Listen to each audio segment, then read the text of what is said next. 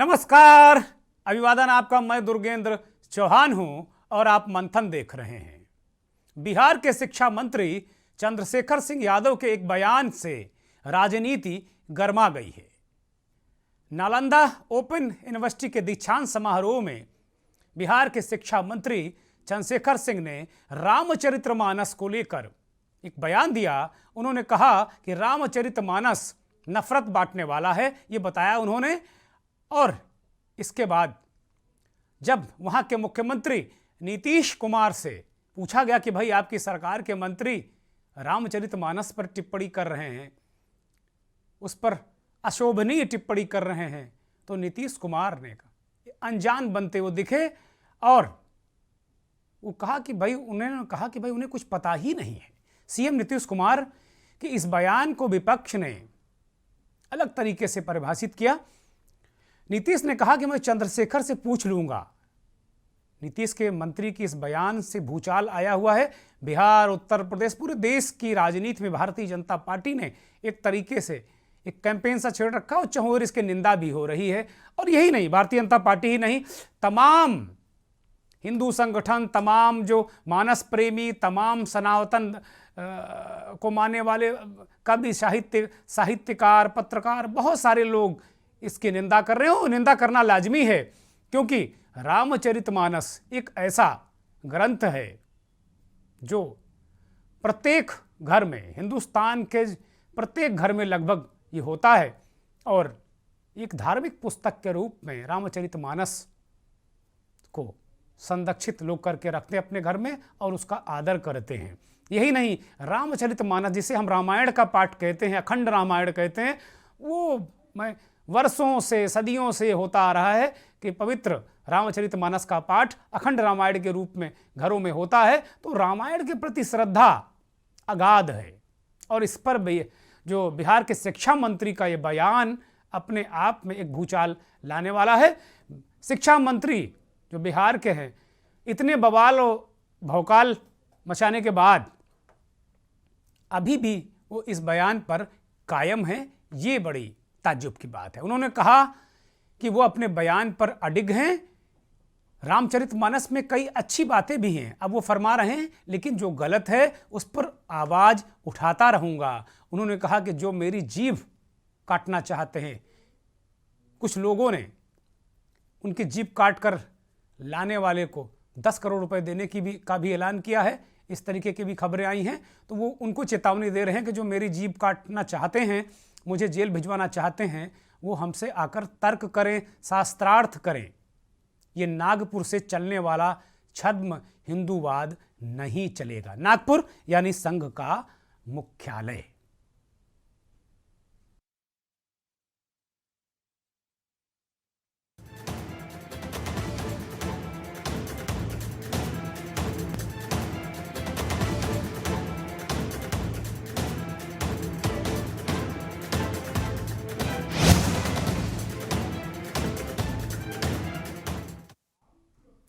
अब कोई अन्य विभाग का मंत्री होता तो बात दीगर थी। और रामचरितमानस पर टिप्पणी तो कोई भी करे इस दुनिया में, उसकी निंदा चहुं ओर होनी ही है। लेकिन बिहार सरकार के शिक्षा मंत्री से ऐसे बेतुकी बातें, इनकी उम्मीद नहीं की जा सकती थी। आज शिक्षा मंत्री के इस बयान के साथ में पूरे राष्ट्रीय मीडिया ने बिहार की शिक्षा के पर कच्चे उड़ा दिए। बहुत सारे मीडिया चैनलों, मीडिया वेबसाइट्स ने इसी के बहाने ये बता दिया कि बिहार की जो शिक्षा की स्थिति है, वो कितने कुशल हाथों में है और उसकी क्या हालात हैं। तो बिहार के शिक्षा मंत्री के इस बयान के बहाने ही एक तरीके से वहाँ की शिक्षा प्रणाली पर भी लोगों ने उंगली उठाई और मीडिया ने भी वो तस्वीर देश के सामने पेश करने की कोशिश की कि बिहार में शिक्षा का स्तर बहुत ही गिर चुका है। और अपने आप में वहाँ बड़ी चिंता की बात है, तमाम स्कूल बंद हो चुके हैं। बहुत सारे आंकड़े भी हमने आज मेन स्ट्रीम मीडिया में देखे। अब मंत्री जी का बयान क्या है उसे सुनिए, फिर रिएक्शन सुनिए और फिर मंत्री जी ने क्या कहा वो भी सुनिए।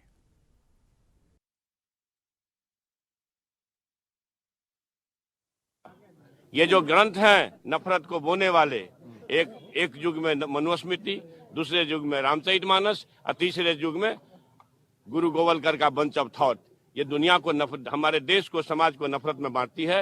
नफरत देश को महान नहीं बनाएगा। जब भी कभी महान बनाएगा तो मोहब्बत ही बनाएगा। ये सहयोग नहीं, ये तुष्टीकरण का प्रयोग और वोट बैंक का सबसे घिनौना उद्योग है। कुछ ही दिन पहले आरजेडी के वरिष्ठ नेता, बिहार के उनके अध्यक्ष जगदानंद सिंह ने विवादित बोल बोले थे, हिंदू आस्था पर चोट की थी और कहा था कि राम जन्मभूमि नफरत की जमीन है, राम मंदिर चार दीवारी है, प्रभु श्री राम को लेकर भी टिप्पणियां की थी। और अब उन्हीं की देखा देखी बिहार के एजुकेशन मिनिस्टर, आरजेडी के नेता, शिक्षा मंत्री कहते हैं कि रामचरितमानस ये नफरत फैलाने वाला ग्रंथ है। बार बार इस प्रकार से हिंदू आस्था पर करो चोट ताकि मिले वोट बैंक का वोट। ये वही आरजेडी है जिसे पीएफआई और सिमी में तो कोई आतंकवादी नजर नहीं आता। पीएफआई और सिमी की पैरवी करते इनके वरिष्ठ से वरिष्ठ नेताओं ने बयान और वक्तव्य दिए थे। ये वही इकोसिस्टम है जो बार बार हिंदू आस्था पर चोट करता है ताकि वोट बैंक का वोट मिल सके, हिंदुओं को गाली देता है ताकि वोट बैंक की ताली मिल सके। चाहे भगवा कपड़ों को लेकर हुसैन दलवाई के वक्तव्य हो, हिंदुत्व आईसिस बोको हराम होता है, राम मंदिर के खिलाफ साजिश रचना हो, चाहे वो राम जी के अस्तित्व पर सवाल उठाना हो, हिंदू टेरर कहना हो, सैफरन टेरर कहना हो, और अब लगातार जिस प्रकार के वक्तव्य आरजेडी की तरफ से आ रहे हैं रामचरितमानस, राम जन्मभूमि को लेकर कि नफरत फैलाने वाला ग्रंथ नफरत की जमीन है, ये सहयोग नहीं, ये वोट बैंक का प्रयोग है, उद्योग है। क्या माफी मांगेंगे? मानस को लेकर के उन्होंने कहा है कि ये विवादित ग्रंथ है। हमको नहीं पता। चलिए अब हो गया, हमको नहीं मालूम। सर बक्सर में जो घटना हुई इस पर क्या कहेंगे सर? सर बक्सर में जो घटना हुई है सर, दरभंगा में एम्स बनेगा सर। बक्सर में क्या? सर दरभंगा एम्स को लेकर सर बक्सर में सर पावर प्लांट में आग लगा दी गई है सर बक्सर में। जो जमीन को लेके विवाद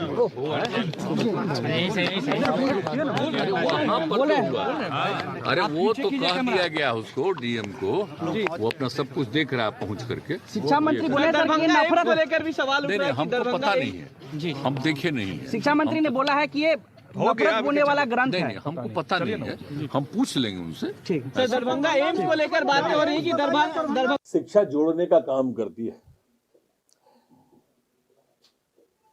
पर बिहार में जो है ना अफरा तफरी का माहौल हुआ है। इस बार पहली बार देखा गया है कि शिक्षा मंत्री ही तोड़ने का काम कर रहे हैं। धार्मिक ग्रंथ की, धार्मिक चौपाई की गलत व्याख्या कर रहे हैं, जो कि ठीक नहीं है और बिहार की स्थिति का भी वर्णन करती है। ये शिक्षा मंत्री जब शिक्षकों की भर्ती पर लाठियां चली तब नहीं बोले थे, मंदिर तोड़ दिया पर एक शब्द नहीं निकला इनके उससे। शराब में, जहरीली शराब से मौतें इतनी ज्यादा हो गई, उसके बावजूद भी एक शब्द नहीं लिखा।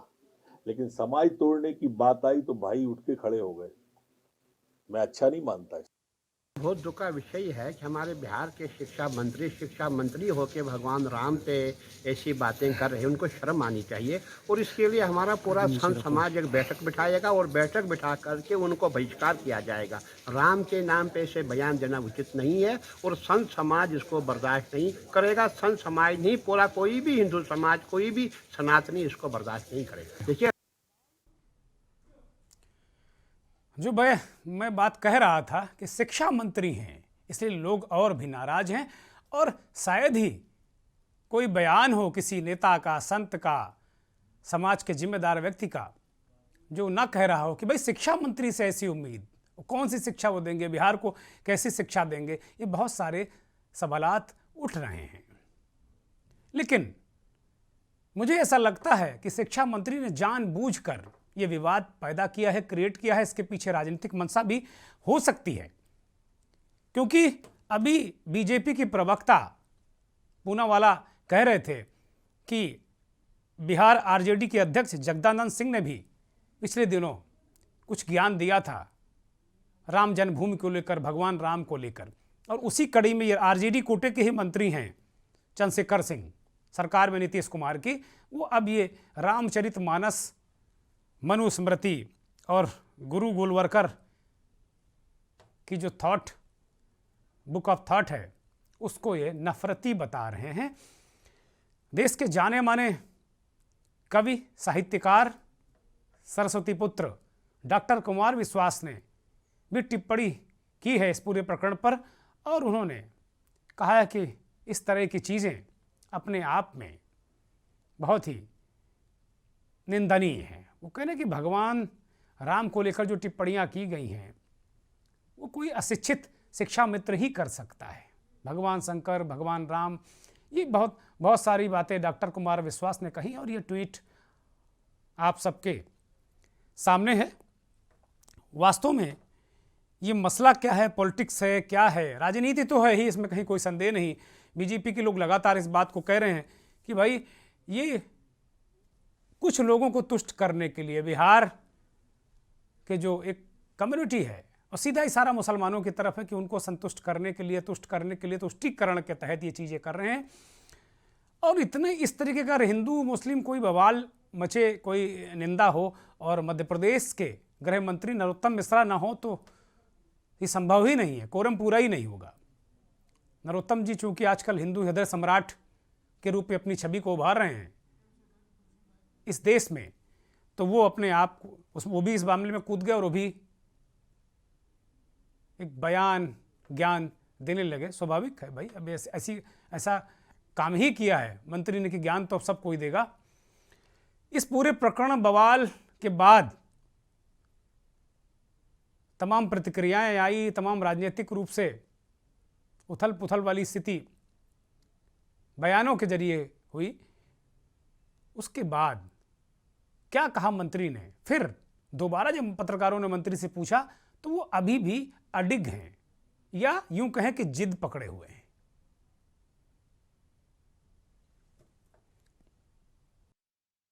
जो इस देश में 95-90% 85% लोग हैं, तो आप समझ लिया आप करना क्या चाहते हैं। क्यों जातीय जनगणना का विरोध हो रहा है, कौन लोग विरोध कर रहे हैं?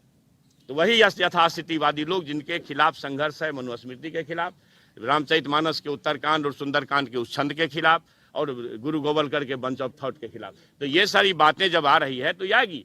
हमारा जी काटने का 10 करोड़ भैया किसी को दे दो, कोई तो अमीर हो जाएगा। हम तो जलने वाले लोग हैं, जो जलेगा नहीं वो निखरेगा नहीं।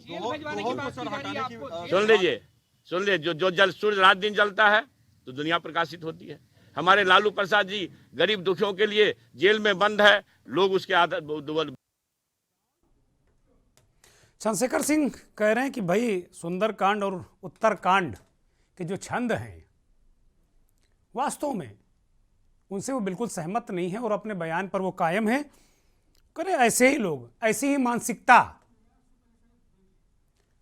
मानसिकता है जो जाति जनगणना का विरोध करती, यही मानसिकता है। गुरु गोलवलकर वाली मानसिकता है, मनुस्मृति वाली मानसिकता है, रामचरितमानस के सुंदरकांड और उत्तरकांड वाले छंद विशेष वाली मानसिकता है। ये बात वो अभी भी दम ठोंक कर इस बात को कह रहे हैं पूरे दमखम के साथ में। अब इस पूरे मसले का पटाचेप क्या होगा ये तो मुझे पता नहीं, लेकिन इसके पीछे जिस तरीके से वो दम ठोक कर कह रहे हैं, कोई ना कोई राजनीतिक विमर्श तैयार करने की मंशा जरूर। मंत्री बिहार के शिक्षा मंत्री आखिर क्यों, क्या जरूरत थी इस वक्त ऐसा कहने की, करने की? क्या इसके पीछे राजनीतिक निहितार्थ है या वो जानबूझकर कर रहे हैं? क्योंकि अज्ञानता में तो हो नहीं सकता, टंग स्लिप है, क्योंकि दोबारा वो अपनी बात पर कायम हैं और बड़े दमठम के साथ में कह रहे हैं। और ये भी कह रहे हैं कि जिन लोगों ने कहा कि उनकी ज़बान काट कर लाओ, 10 करोड़ इनाम देंगे, तो उनकी ज़बान काट कर ले जाओ, कोई ना कोई तो धनी हो जाए, ऐसे वो तंज भी कस रहे हैं। तो इसका मतलब ये है कि कहीं ना कहीं आरजेडी कोई विमर्श वहाँ खड़ा करना चाहती है। आरजेडी के नेता कम से कम ये करना चाहते हैं। चंद्रशेखर सिंह और जगदानंद सिंह की बात जब चल रही है, मेहमानों का मैं परिचय कराता हूं। कर्नाटक से हमारे साथ बहुत ही वरिष्ठ पत्रकार, राजनीतिक विश्लेषक स्वाति चंद्रशेखर जी जुड़ी हैं। स्वाति जी बहुत स्वागत, बहुत धन्यवाद। बिहार से वरिष्ठ पत्रकार, राजनीतिक विश्लेषक कृष्णकांत ओझा जी हमारे साथ जुड़े हैं। ओझा जी बहुत स्वागत, बहुत धन्यवाद। आरजेडी के प्रवक्ता मोहित यादव जी हमारे साथ जुड़ गए हैं। मोहित जी बहुत शुक्रिया, बहुत धन्यवाद आपका। अमित कुमार सिंह कांग्रेस के प्रवक्ता बिहार से जुड़े हैं। अमित जी बहुत स्वागत, बहुत धन्यवाद। और भगवान श्री राम की जन्मभूमि अयोध्या से दिवाकराचार्य जी महाराज हमारे साथ जुड़े हैं, बहुत स्वागत, बहुत धन्यवाद, बहुत बहुत नमस्कार। थोड़ी देर में हनुमानगढ़ी के महंत राजू दास भी हमारे साथ जुड़ेंगे अयोध्या से, और बीजेपी के प्रवक्ता संतोष पाठक भी बिहार से हमारे साथ जुड़ेंगे। कृष्णकांत ओझा के पास जाता हूं और इस समझने की कोशिश करूंगा कि ओझा जी, क्या कोई इसके पीछे कोई राजनीतिक विमर्श खड़ा करने की तैयारी है क्या? ये क्या है? क्योंकि रामचरितमानस पर एक तरीके से आस्था का ग्रंथ है, घर घर रामचरितमानस की प्रतियां हैं, एक आस्था के रूप में उसे आम बोलचाल की भाषा में रामायण ही कहा जाता है। और अखंड रामायण का पाठ हम लोग बचपन से जब गाँव में रहा करते थे तब से सुनते आ रहे हैं, करते आ रहे हैं। ऐसा कौन सा राजनीतिक विमर्श है, कोई मंशा है?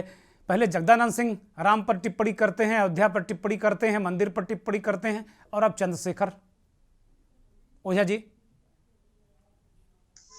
एक्चुअली इस प्रकार की जो बातें होती हैं उसके पीछे ज्ञान की बात या सत्य जो होता है उसको दरकिनार करके और अपनी रोटी सेकना, अपना नैरेटिव सेट करना होता है।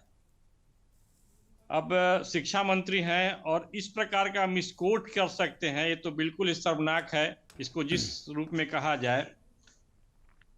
उन्होंने रामचरितमानस के उत्तरकांड की जो बात की है, तो उत्तरकांड के पूरे संदर्भ को उनको समझना चाहिए। काक भुसुंडी और अन्य के बीच में संवाद होता है और राम के माध्यम से वहां पर्यावरण की भी बात हो रही है। किस किस वृक्ष के नीचे जा करके आप ध्यान धरेंगे तो आपका किस प्रकार से कल्याण होगा, पाकर, पीपल, सबकी बात होती है। पर्वतों की बात उन्होंने की है। तो ये पूरा व्यापक संदर्भ है। और उसमें तो जो एक बात उन्होंने जो जाति वाली कही, वो तो आज तक हमने कई बार अध्ययन किया है लेकिन दिखाई नहीं पड़ा है। तो ये सारी चीजों को एक मिसकोट करना हाँ, और सुंदरकांड के छंद की भी चर्चा वो कर रहे हैं अपने बयान में, जो मैंने सुना है। के छंद की भी चर्चा वो कर रहे हैं। तो ये पूरे व्यापक संदर्भ को ना लेकर के उसमें तो कई स्थानों पर ब्राह्मणों के भी स्खलन की बात हुई है कि ब्राह्मण भी गिर जाते हैं, पतित हो जाते हैं, तो वो ये उचित नहीं है। और इस पूरे संदर्भ को न लेकर के उसमें जो पर्यावरण के जो बात की गई है, जो धर्म के रामो विग्रहवान धर्म साधु सत्य पराक्रम, ऐसा मरीच ने राम के बारे में कहा है। और धर्म को परिभाषित किया गया है कि यतो अभ्युदय निश्चय सिद्धि स धर्म, जिस गुण के धारण करने के बाद हमारा संपूर्ण विकास हो सकता है। मतलब हम मनुष्य बन सकते हैं, आत्मिक विकास, बौद्धिक विकास, प्राणिक विकास और भौतिक विकास भी, आर्थिक विकास भी। और धर्म के बारे में जिस मनुस्मृति को ये बात कर रहे हैं, उसी के तत्व को लेकर के बुद्धिज्म, जिसको बुद्ध का के शरण में जाते हैं, धर्म को क्या कहा गया है? धृति, क्षमा, दम, अस्तेयम, शौचम, इंद्रिय निग्रह, धी विद्या, सत्यम, अक्रोधो, दशकम, धर्म लक्षणम। ऐसा उपनिषद का जो है सिद्धांत, उसको मनुस्मृति में लिया गया है। और मनुस्मृति का अध्ययन न करके और बिल्कुल अप्रासंगिक बातें कह देना कहीं से कुछ उठा करके, और जिसका कि कोई संदर्भ ही नहीं, जिसमें कोई सच्चाई नहीं है। तो अरे ओझा जी, ये चंद्रशेखर जी को रामचरितमानस में घुसने की क्या सूझ पड़ी? क्या वो मानस मर्मज्ञ हैं? क्या बहुत बड़े विद्वान हैं मानस के? वो बिल्कुल नहीं है। उन्होंने मिसकोट किया है और अपराध किया है। इसमें यदि देखा जाए तो पूरे संदर्भों को लेकर के उनको कोर्ट में खड़ा किया जाए तो उनको कुछ जवाब नहीं दे पाएंगे। और नीतीश कुमार जैसे शालीन व्यक्ति जो मुख्यमंत्री हैं, और उनका एक ऐसा मंत्री ऐसा कहता हो, घोर निंदनीय और बिल्कुल हमसे कुपड़ हैं ये। नीतीश जी, ओझा जी, नीतीश जी अनभिज्ञ हैं। वो कह रहे अच्छा ऐसा हुआ, अच्छा चलो पूछ लेते हैं। आजकल हमने 2-3 मसलों में देखा कि वो इस तरीके का रिएक्शन दे रहे हैं, पता नहीं क्या है। लेकिन ये दूसरा मामला है जो मैंने देखा उनको कि अच्छा ऐसा हुआ, मैं पूछ लेता हूँ। अभी के संदर्भ में जो राजनीति जो कर रहे हैं लोग, मैकियावेलियन जो मैकियावेली की जो थ्योरी है ना, उस पर एंड जस्टिफाइड द मींस। ठीक है ओझा जी, ठीक है। अब मैं स्वाति चंद्रशेखर के पास जाऊंगा, कर्नाटक बंगलौर से हमारे साथ जुड़ी हैं। स्वाति जी, दक्षिण में भी भगवान राम को लेकर एक अगाध श्रद्धा है पूरे देश में, और दक्षिण के लोग खास तौर पर बहुत अयोध्या को लेकर उनका बहुत ही, मुझे लगता है कि इसमें कोई तुलना नहीं की जानी चाहिए, लेकिन उत्तर से ज़्यादा दक्षिण में भगवान श्री राम के प्रति लोगों का अनुराग, लगाव ये देखने को मिलता है। जहाँ तक मैंने जब जितनी भी दक्षिण यात्राएं की, ये मेरा निजी विचार है, इससे कोई सहमत असहमत हो सकता है। स्वाति जी, ये अचानक बिहार के शिक्षा मंत्री और ये बात को कह रहे हैं, वो बार बार सुंदरकांड और उत्तरकांड को कोट कर रहे हैं। वो ओझा जी ने उन्हें कहा कि वो मिसकोट कर रहे हैं।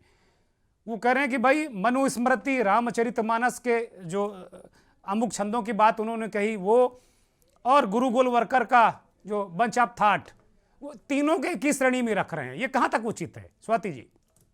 थॉट भी नहीं पढ़ा है और बिना मतलब के। ओझा जी, जरा स्वाति जी के कुछ विचार आ जाने दीजिए। बोलिए स्वाति जी। तो मैं अपना बयान रखूंगी। बोलिए। Thank you. शायद मैं आज जो बात करूंगी वो सिर्फ पत्रकार के नाते बात नहीं करूंगी, मैं शायद एक हिंदू धर्म की अनुयायी के नाते भी बात करूंगी, और एक पूरा दक्षिण भारत में जो राम के ऊपर जो भक्ति है और जो बयान है शायद उसके प्रति भी मैं बात करूंगी जी। खास करके जो मुझे अक्सर ये समझ में नहीं आता है कि जब पॉलिटिकली कोई चीज अगर मोटिवेट कर लेते हैं, खास करके जब धर्म की बात आती है। देख लीजिए कि जब राम या कृष्ण, महाभारत का कोई हिस्सा ले लीजिए आप या रामायण का कोई हिस्सा ले लीजिए, तो फिर उसको अगर आपने कोई जो नेता लोग है या कोई जो पार्टी से जुड़े हैं, तो फिर वो लोग या कोई सेलिब्रिटी है जब उसके बारे में बातचीत कर लेता है, तो मुझे लगता है कि शायद लोगों को इतना छोटी चीज ध्यान में रखना चाहिए कि हम सिर्फ अपने बयान नहीं रख रहे, हम तो ये कह रहे कि जो 80% के लोग, चाहे वो हिंदू हो, जो मुसलमान हो, जो क्रिश्चियन हो या जो भी हो, तो फिर जो एक मेजॉरिटी ऑफ जो धर्म को पालन करते हैं, तो फिर उनके सामने हम बात रख रहे हैं, और जो उनके ऊपर इसके ऊपर जो भी नेगेटिव असर पड़ेगा या पॉजिटिव असर पड़ेगा, शायद इसके ऊपर देखना पड़ेगा। और खास करके जो 1992 में जब अयोध्या के लिए जब यात्रा निकली थी, कर्नाटका में सबसे ज्यादा जो मिट्टी का जो यात्रा जब यहाँ से निकली थी, जो अडवाणी जी रथ यात्रा तब शुरू किए थे, तो फिर पूरा दक्षिण भारत में सबसे ज्यादा जो पॉजिटिव रिस्पॉन्स उन लोगों को मिला था वो एक्चुअली कर्नाटका से मिला था। और जो राम के प्रति जो जुड़ाव है स्पेशली कर्नाटका में वो बहुत ज्यादा है, और कभी और तमिलनाडु में ये भी है कि जो रावण को वो लोग भगवान मानते हैं, तो फिर अलग अलग तरीके का है। पर खास करके जो श्रीलंका और जुड़ाव तो वो भी दक्षिण भारत से ही है। और रामायण को ऐसे नहीं है कि जो रामचरितमानस को अगर आप अपमान कर रहे हो तो इसका मतलब आप खुद रामायण को अपमान कर रहे हो। रामचरितमानस और रामायण के बीच में ज्यादा फर्क तो नहीं है। रामायण में कहते हैं कि दशरथ जी ने स्वयंवर तो आयोजन नहीं किया था, पर रामचरितमानस में ये उल्लेखन है कि दशरथ जी ने स्वयंवर सीता जी और राम जी के बीच में स्वयंवर आयोजित किए थे। और रामायण में कहते हैं कि दशरथ जी को 350 बीवियां थी, पर रामचरितमानस में कहते हैं कि सिर्फ 3 बीवियां थी, जो कौशल्य, कैकेयी और सुमित्रा है। एग्जैक्टली। और यहाँ पे रामायण में कहा जाता है कि सीता खुद मतलब अपहरण हुए थे रावण से, पर रामचरितमानस में ये अंतर है कि सीता नहीं हुए थे, जो इंद्रदेव ने सीता के बगल में भूदेवी करके जो महिला को भेजे थे, वेदवती भी कहते हैं हम दक्षिण भारत में उसको, तो फिर उनको किडनैप किया था, अपहरण किए थे रावण ने, पर सीता को इंद्रदेव ने लेके गए थे और उनको एक सेफ जगह पे रखे थे। तो ऐसे 2-3 अंतर है। पर रामचरितमानस में तुलसीदास जी खुद लिखते हैं कि ये मैं अर्पित करना चाहती हूँ वाल्मीकि को, जो उन्होंने लिखा हुआ रामायण से यो प्रेरित है रामचरितमानस। तो रामचरितमानस को अगर आप खिलाफ बोल के, खास करके वो शिक्षा मंत्री होकर, मुझे ये समझ में नहीं आ रही कि आने वाली पीढ़ियों को या छात्रों को आप क्या कहना चाह रहे हो और क्या बोलना चाह रहे हो कि रामायण गलत है, महाभारत गलत है, हिंदू माइथोलॉजी गलत है और हिंदू शास्त्र और पुराण गलत है। हाँ ठीक है, मान लेते कि ये सब गलत है, तो फिर सही क्या है ये तो बता दीजिए। नहीं, वो बता दिया उन्होंने सही बता दिया कि वो सब जातीय विद्वेष है, बहुत सारी चीजें उन्होंने बता दिया। और बहुत बड़ा प्रश्न है स्वाति जी कि आप शिक्षा मंत्री हैं, ऐसा कर रहे हैं। एक ब्रेक का इशारा फिर मुझे मिल रहा है। ग्रंथों पर अगर आप उंगली उठाते हैं तो फिर सही क्या है, बड़ा प्रश्न है। दिवाकराचार्य जी महाराज हमारे साथ अयोध्या से जुड़े हुए हैं। महाराज जी के पास जाऊंगा। दिवाकराचार्य जी, मंत्री के इस बयान का मंतव्य आपकी नजर में क्या समझ में आता है आपको?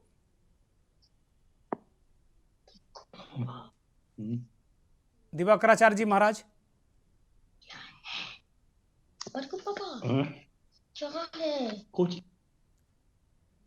दिवाकराचार्य जी महाराज, सुन पा रहे हैं आप मुझे?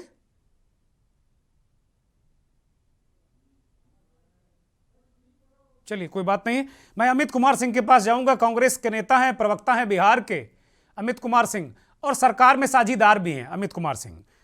तो अगर पाप पुण्य जो भी है उसका हिस्सा बराबर बराबर लगता है अगर आप किसी चीज में साझीदार होते हैं।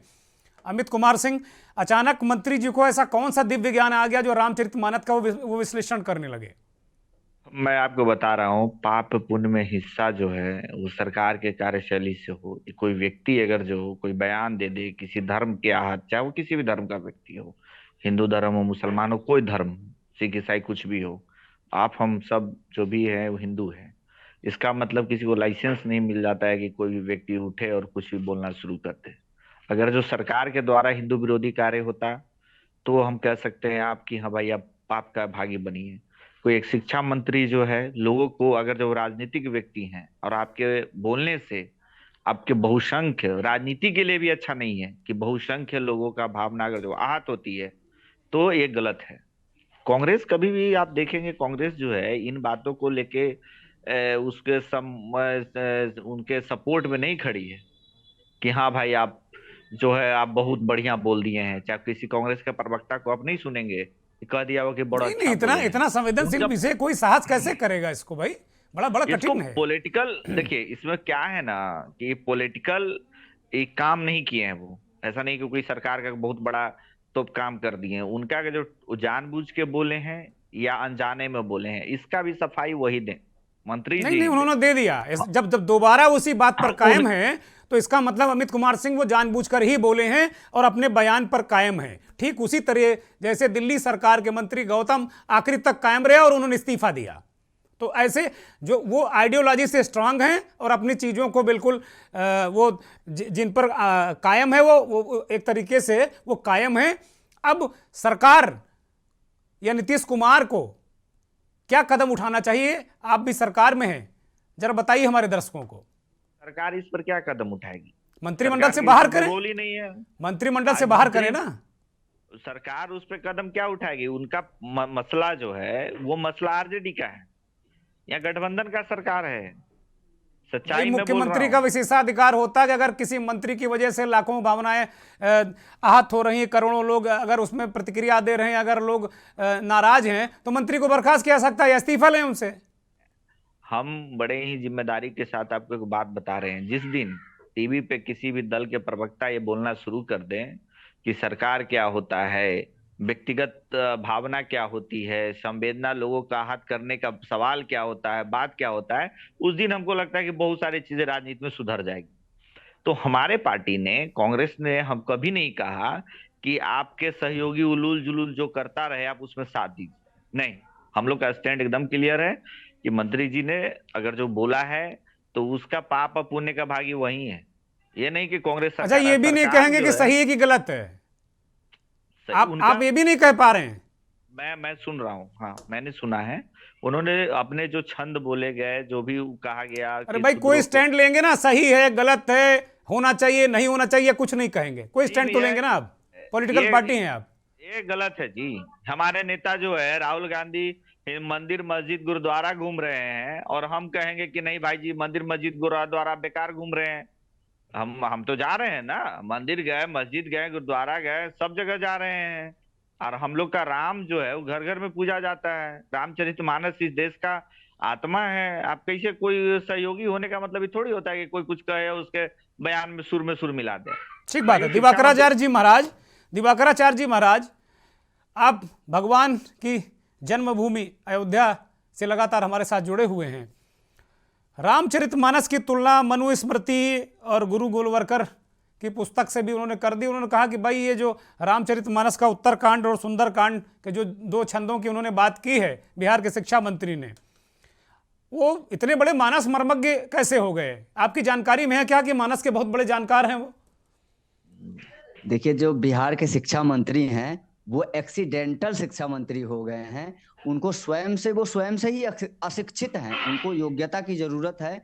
और मुझे तो लगता है कि पहले एक बीच में सरकार ने एक योजना लाई थी पौर लोगों को पढ़ाने की, और उसमें वो अपना दाखिला करवा लें। मैं एडवाइस देना चाहता हूं उनको, अपना दाखिला करवा लें और शिक्षा ग्रहण करें।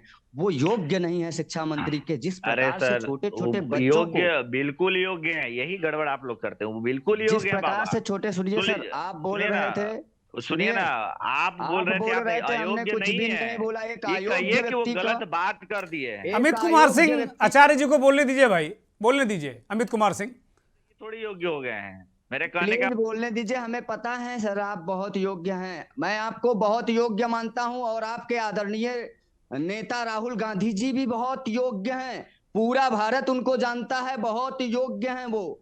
महाराज जी विषय में आइए, विषय में। राहुल पर चर्चा नहीं हो रही है आज, चर्चा बिहार के शिक्षा मंत्री और रामचरितमानस पर उनकी टिप्पणी को लेकर हम चर्चा कर रहे हैं। जी मैं उन्हीं को बता रहा हूं। वो एक अशिक्षित असभ्य व्यक्ति हैं, जिनको ये तक नहीं पता है कि छोटे बच्चों को किस प्रकार से और कैसी बात बतानी चाहिए। जिस प्रकार से वो रामचरितमानस जैसे धर्म ग्रंथ को तोड़ने का और उससे विवादास्पद पूर्वक जो बयान दिया उन्होंने, यह अत्यंत निंदनीय है सर।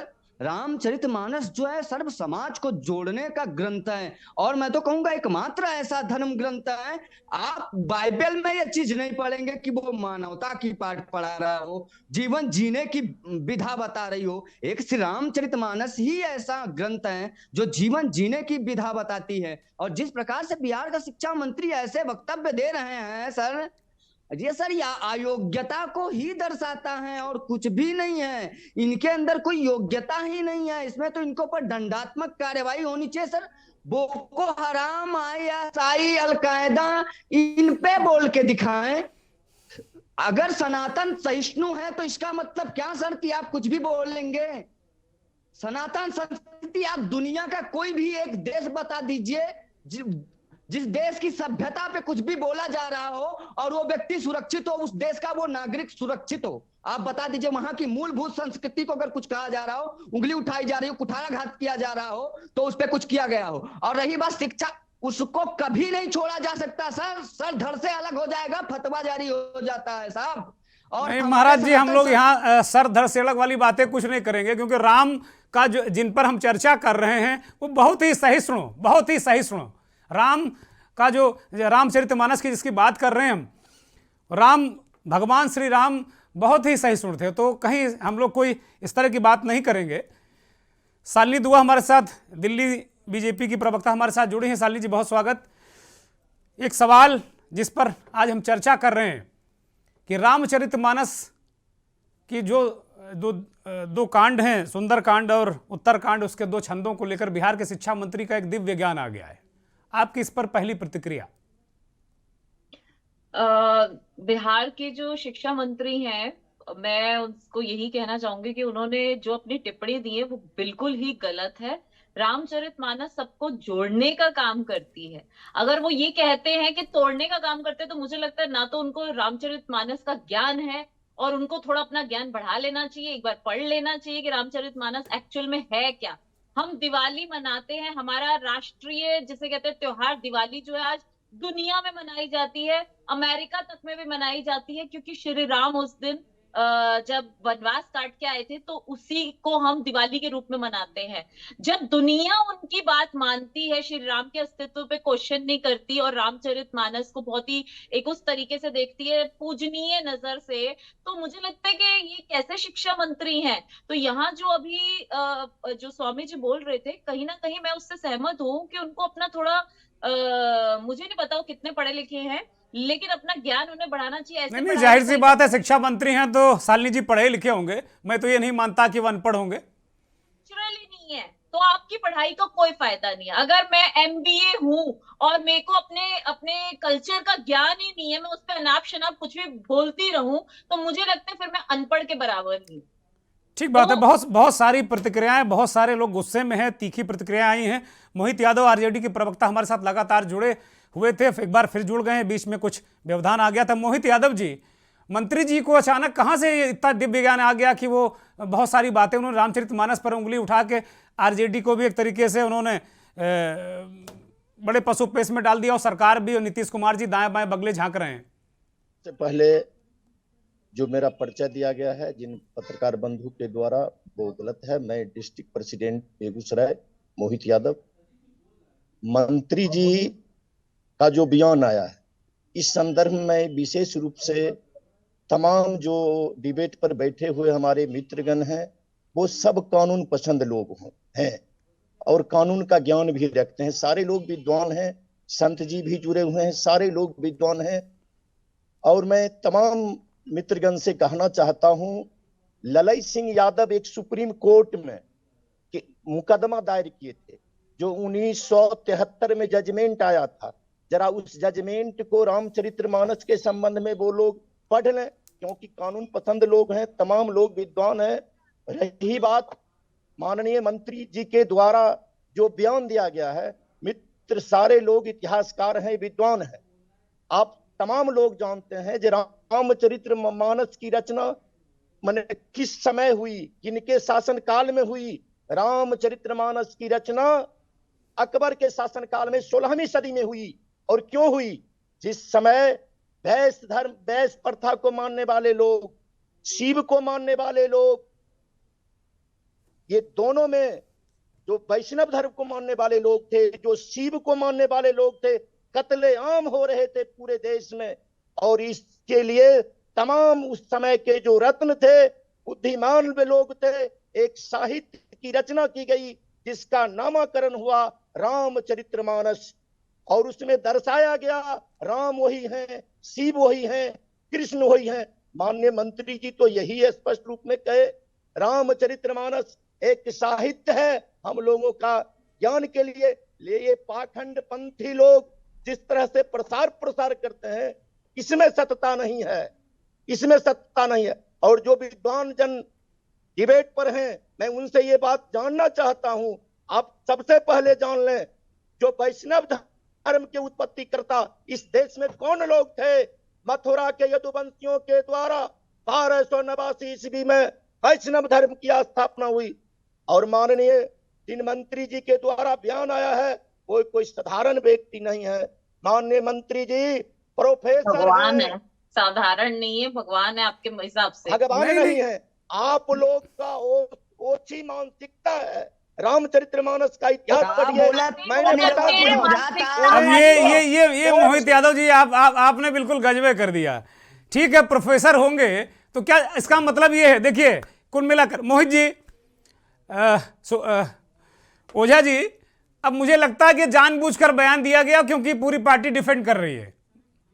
मोहित यादव जी कह रहे हैं कि भाई वो प्रोफेसर हैं, और वो एक 1973 के एक जजमेंट की बात ललई सिंह यादव वाले भी कर रहे हैं। मैं शालिनी दुहा के पास जाऊंगा, जो भाजपा की प्रवक्ता हैं। शालिनी जी, मोहित यादव जी ने बहुत सारे तर्क रखे, बहुत सारे एक जो डिसीजन है 1973 का, उसका भी हवाला दिया।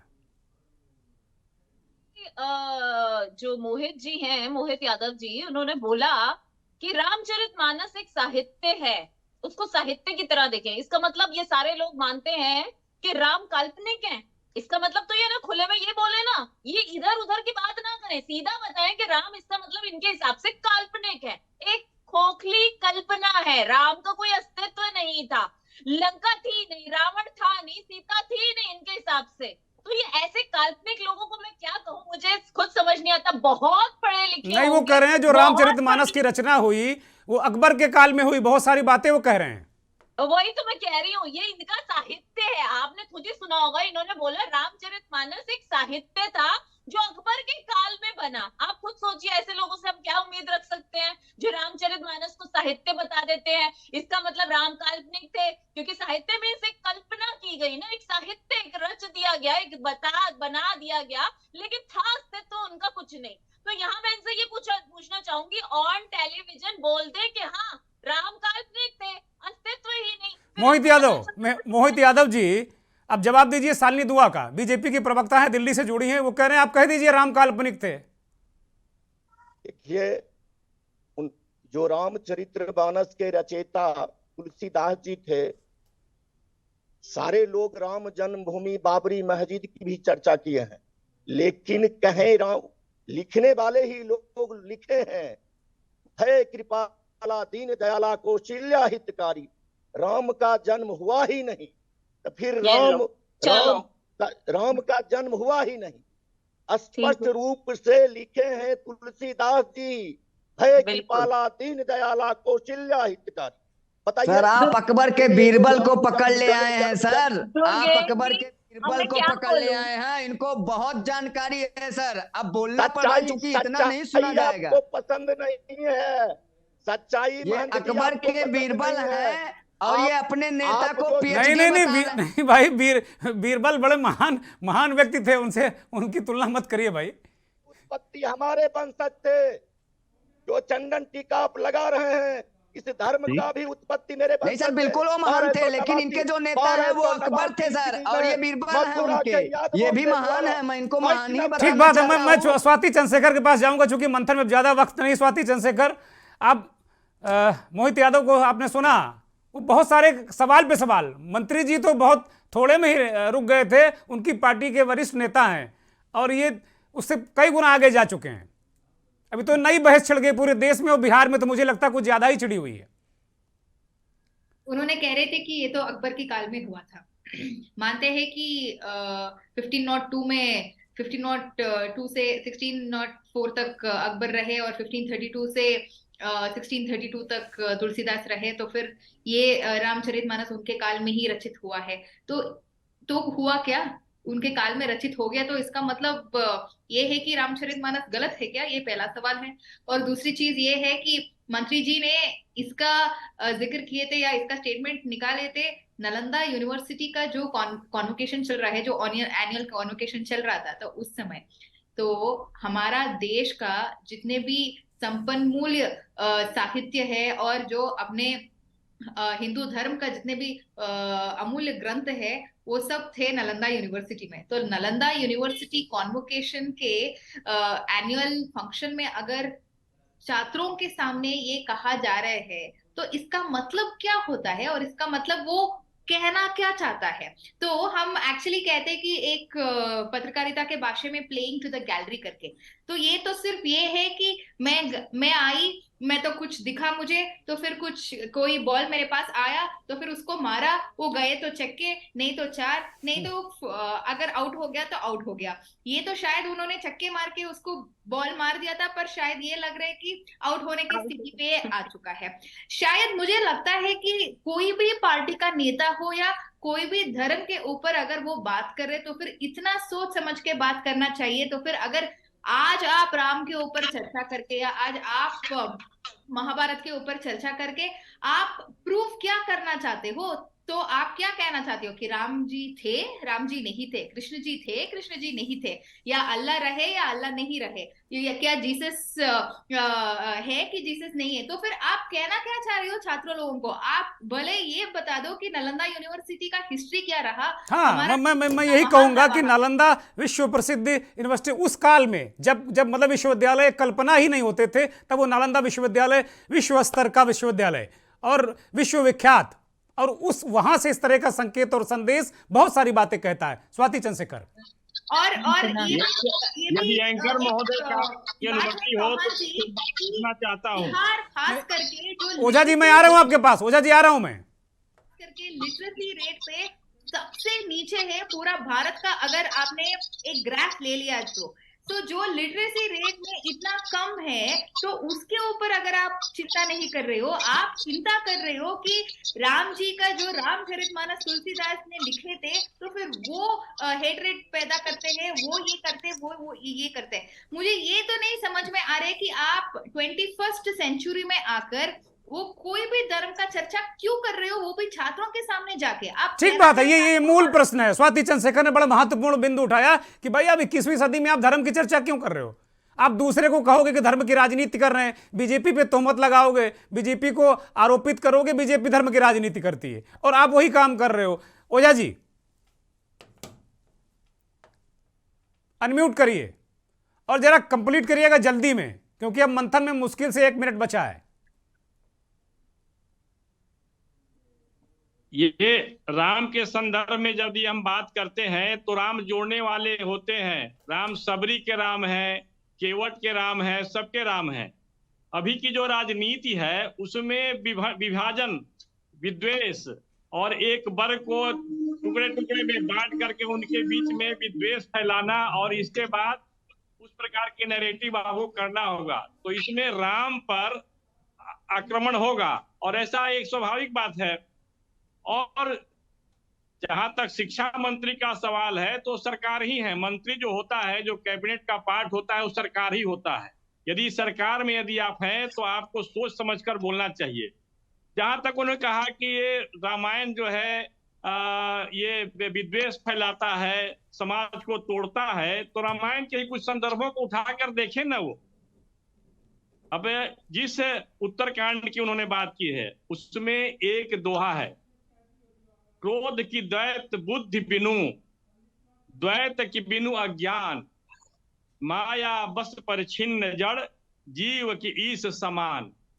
अब तुलसीदास जी कहते हैं कि जिसके पास द्वैत बुद्धि नहीं है, जो भेदभाव नहीं रखता है, उसको क्रोध कैसे आ सकता है? नहीं आ सकता है। यदि क्रोध नहीं आ सकता है तो वो समाज को जोड़ने वाला हो सकता है। फिर कह रहे हैं कि जब अज्ञानता नहीं है तो फिर द्वैत बुद्धि नहीं होगी, क्योंकि सब में वही तत्व को देखेगा जिसका गीता में उपदेश कहा गया है कि वही आत्म तत्व को देखता है, सबको समान। ठीक बात है ओझा जी, ठीक बात है। अब चूंकि बहुत बहुत कम वक्त बचा है, एक 10 सेकंड का रिएक्शन मोहित यादव से लेंगे, अमित कुमार सिंह के पास जाएंगे, फिर स्वामी जी के पास जाएंगे। मोहित यादव जी भी हिल रहे थे कि भी उनको डिफेंड करने में इनको लग रहा है कि मोहित जी एक गलत ओझा जी कंप्लीट हो गया। मोहित यादव से 10 सेकंड का रिएक्शन, फिर मैं मंथन को कंक्लूड करूंगा। तो कर रहे हैं वास्तव में वो भी। ओझा जी प्लीज, अब मोहित यादव को बोलने दीजिए, 10 सेकंड का वक्त दिया मैंने उनको। बोलिए मोहित यादव। जी देखिए, मैंने बार बार तमाम जो हमारे बुद्धिजीवी मित्र हैं, मैं एक बात फिर कहना चाहता हूं, रामचरितमानस की रचना उस काल में हुई जिस समय वैष्णव धर्म को मानने वाले लोग, शिव धर्म के मानने वाले लोग आपस में कत्लेआम हो रहे थे। अकबर कालीन महारत्न में एक रत्न थे तुलसीदास जी।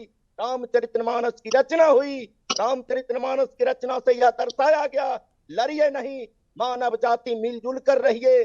और इसमें कुछ ऐसे हैं अकबर के रत्न नहीं थे तुलसीदास जी, अकबर के रत्न नहीं थे, मुगल दरबार क्या नहीं, केवल वोट के लिए। और वही जो रामचरितमानस के ठीक बात है मोहित यादव, बात आपकी आ गई। मोहित यादव, अमित कुमार सिंह वो कह रहे हैं कि भाई उस काल में शैव और वैष्णव संप्रदाय के लोग लड़ रहे थे, इस वजह से ग्रंथ की रचना कराई गई। अमित कुमार सिंह, मोहित यादव आपकी बात आ गई, ओझा जी आपकी बात आ गई। प्लीज, अब मेरे पास वक्त नहीं है, मैं स्वामी जी से कंक्लूड करूंगा 10 सेकंड में। देखिए, मेरा तो कहना यह है कि रामचरितमानस को लेके अगर जो आप सवाल उठाते हैं, ठीक है, और जनमानस में वो ग्रंथ बसा हुआ है, आपके देश का बहुसंख्यक लोगों का एक धर्म का वो आधार है, जीवन जीने का सलीका है। जो आप कह रहे हैं नफरत नहीं, मोहब्बत फैलाने का ही एक चीजें हैं, फिर उस पर आप टिप्पणी करके वो गलत करते हैं। आप गलत करते हैं, एक लाइन में मान लेने में क्या दिक्कत है कि भाई अब नेताजी ने गलत कहा है तो अब इसमें मोहित यादव जी की गलती थोड़ी है, जैसी यादव ठीक बात है अमित कुमार सिंह, ठीक बात। अब बिल्कुल वक्त मेरे पास है नहीं, स्वामी जी 10 सेकंड में कंक्लूड करिए कि आपने पूरी चर्चा को सुना। आरजेडी के लोग अभी भी मंत्री जी और मंत्री जी के बाद वहाँ के वरिष्ठ नेता है मोहित यादव, वो भी उसी बात पर हैं कि भाई अकबरकालीन था, और वो बहुत सारे सवाल अभी भी उठा रहे हैं। स्वामी जी। नहीं, बिल्कुल सर, ये बिहार के शिक्षा मंत्री के बीरबल हैं, मैं इनको बीरबल कहूंगा। और मैं पूरे इस डिबेट का निचोड़ यही है सर, और पूरे सनातनी समाज जो भारत में बहुसंख्यक समाज है, उसका निचोड़ यही है कि बिहार के शिक्षा मंत्री को तत्काल प्रभाव से बहिष्कृत किया जाए तथा उनके ऊपर कानूनी दंडात्मक कार्यवाही सुनिश्चित की जानी चाहिए। और मैं फिर पुनः कहूंगा, लगातार मैं इस बात को उठा रहा हूं कि भारतीय मूलभूत सनातन संस्कृति के संरक्षण व संवर्धन में सख्त से सख्त कानून बनाना चाहिए। दुनिया में कोई ऐसा देश नहीं है। बहुत शुक्रिया स्वामी जी, बहुत शुक्रिया। स्वाति चंद्रशेखर धन्यवाद, अमित कुमार सिंह, कृष्णकांत ओझा जी बहुत शुक्रिया, मोहित यादव आपका भी बहुत शुक्रिया, और दिवाकराचार्य जी महाराज आपका भी बहुत बहुत शुक्रिया। बहुत बहुत धन्यवाद उन करोड़ों दर्शकों का जो के न्यूज़ को देखते हैं और हमारे इस खास कार्यक्रम मंथन को देखते हैं। अब वक्त चलते चलते का, और चलते चलते में आज बात युवा दिवस की। स्वामी विवेकानंद की जयंती है आज। स्वामी जी को बहुत बहुत नमन, बहुत बहुत प्रणाम। इस देश को नई ऊर्जा, नई दिशा दिखाने वाले स्वामी विवेकानंद के जन्म दिवस को युवा दिवस के रूप में मनाया जाता है। और स्वामी जी ने जो कुछ आज से वर्षों पहले कहा, उस पर अगर हमारे युवा चलें, उसका अनुसरण करें, तो मुझे लगता बहुत सारी समस्याएं स्वतः हल हो जाएंगी और हम विश्व गुरु बन जाएंगे। बहुत बहुत धन्यवाद। नमस्कार।